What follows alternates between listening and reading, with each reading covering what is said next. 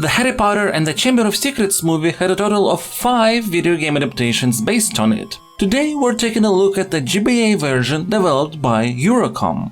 Though the developer is different, as is the engine and the way the core gameplay works, before watching this video I would advise to first check out the review of the GBA Philosopher Stone game if you haven't. These titles still follow an overall similar direction, so for the purposes of saving time, I will be comparing the game with the previous title. Link is in the description and YouTube cards. Without further ado, let's get into the review of Harry Potter and the Chamber of Secrets for Game Boy Advance, as always with the help of my Stasocritic scoring system, starting with the first category, Design.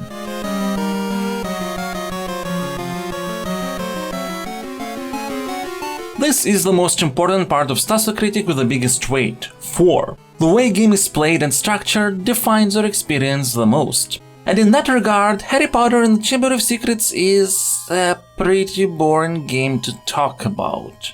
Don't get me wrong, it's not that the game itself is boring, it is quite enjoyable, it's just that in terms of actual game design there is really nothing striking. For example, let's take the game's Wingardium Leviosa spell challenge. The way this level's progression works is that at first you have to use Wingardium Leviosa to put a special block onto a button to open the door. Then you have 2 buttons. One opens an optional door with a treasure chest and another the main pathway.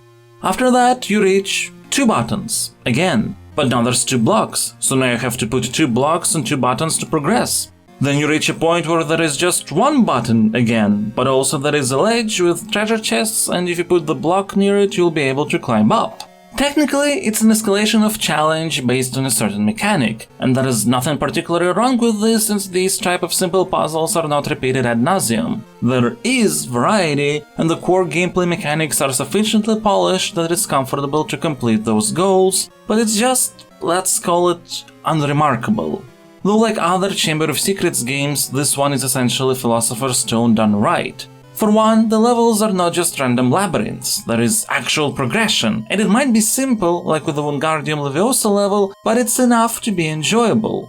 The stealth segments have much clearer rules with distance-based detection and a hiding spot in the form of curtains. And exploration is more meaningful than in Philosopher's Stone. As you learn new spells, more parts of Hogwarts become available, and there you can find different wizard cards and beans. What you do in those parts isn't anything special. You go through some little jumping challenges or need to find certain secrets, some of which are cute. Like there is one where you need to find a wooden wall that's of a different color and interact with it to discover a lever which will push the table away, opening up a button, and you need to place the nearby chair onto it. Again, not an exceedingly complex puzzle, but it's nice, and because it's the only of its kind, it keeps the variety up, which is really key to making this game work. Even the broomstick segments, which by the way control just fine, are not many and each has a different goal or setup, so you wouldn't need to do the same thing over and over again. And I don't really know what else to talk about. Except the camera, I suppose. Because of how close to the action everything is, the game needs to constantly shift the camera in the direction of your movement, and that affects visibility of the environments and honestly just simply feels annoying at times.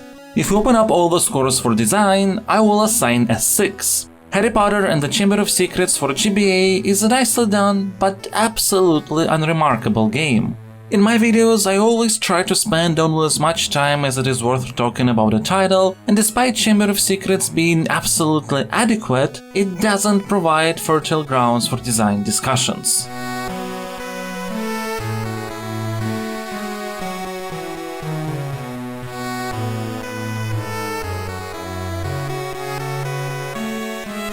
Let's move on to context.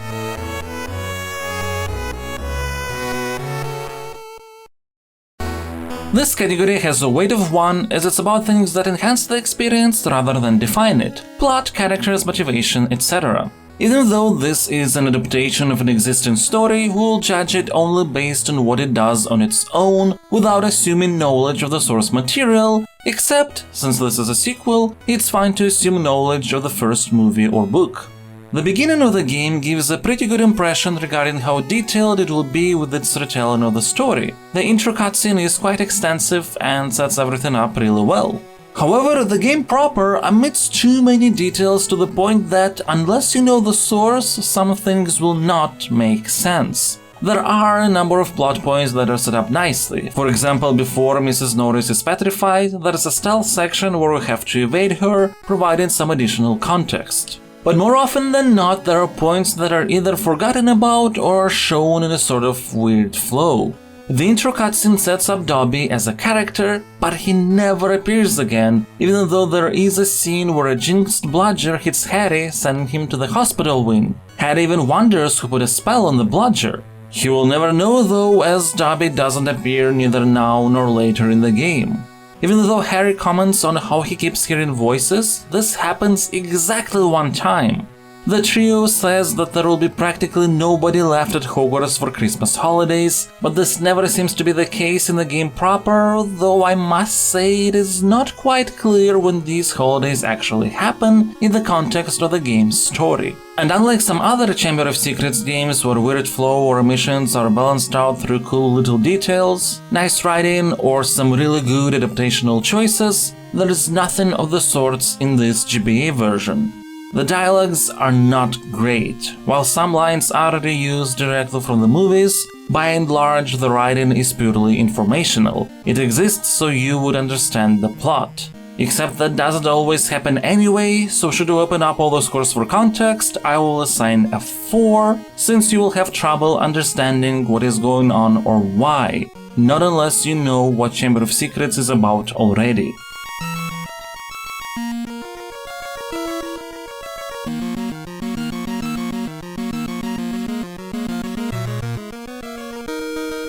Now let's discuss aesthetics.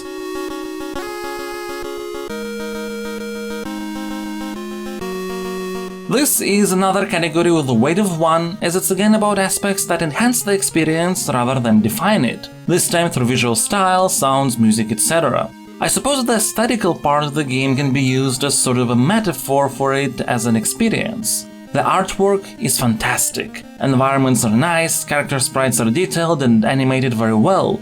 Every particular element is very polished. But it just feels so empty. Literally, you won't see a single random student in Hogwarts. Even in classes, it's just you, the teacher, and Hermione.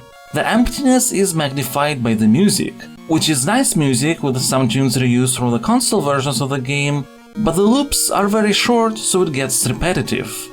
It's sort of disheartening to see environments so beautiful, for a GBA game especially, but that have no life within them at all. So should you open up all the scores for aesthetics, I will assign an 8, and that's because the quality of everything is actually really good. But the emptiness of Hogwarts affects the aesthetical pleasure one would get from the experience.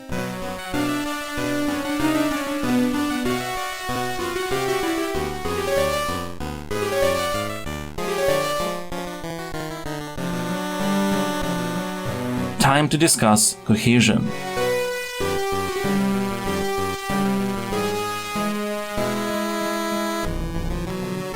This category has a weight of 2, and it's about how well the game connects all of its different aspects together into a singular wholesome experience. We really won't spend much time here today, so I'll just open up all the scores from the get-go to assign a 5. Chamber of Secrets for GBA doesn't feel like a Harry Potter experience, but rather like a game with the Harry Potter skin put onto it.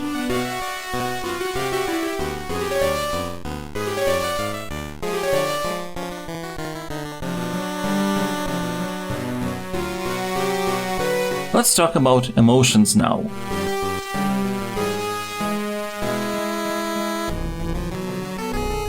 This is the most subjective part of Stasocritic, but it's got the second biggest weight, 3. This section is all about personal feelings, but personal feelings matter a whole lot. I must say that my memories of the first playthrough of Chamber of Secrets for GBA several years ago were much more positive. But we have to keep in mind that back then I played Philosopher's Stone and Chamber of Secrets for GBA back to back, so I think the perceived jump in quality has really affected my feelings. Because the jump in quality is really big indeed. But when I was recording the footage for this video, there was a pretty significant break between this and the Philosopher's Stone GBA game, so there was no immediate contrast available. And, well, let's open up all the scores for emotions and assign a 6. I completed the game only because it was pretty short. And I did have enjoyment. Sort of. I think? I didn't hate it, and there were some parts I liked. I actually enjoyed the flying segments quite a bit. But yeah, otherwise, just like the game's design, for me, Chamber of Secrets was absolutely unremarkable from the emotional aspect. Let's conclude our review.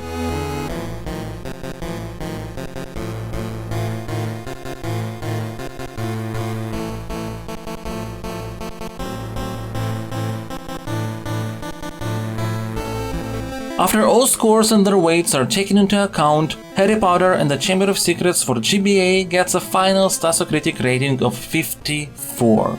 It's alright. In fact, it's the very definition of alright, in the most neutral way possible. Chamber of Secrets is definitely a jump in quality in comparison to the GBA version of Philosopher's Stone. But it's also not a game that I would recommend unless you're a Harry Potter fan who's bored and maybe wants to spend a couple hours playing a licensed title that's not bad. But it's not great either. It's adequate. Maybe even to its detriment, because it doesn't do anything well enough to be memorable, but also there's nothing strikingly bad that would lead to interesting discussions. It's an entirely forgettable, licensed product.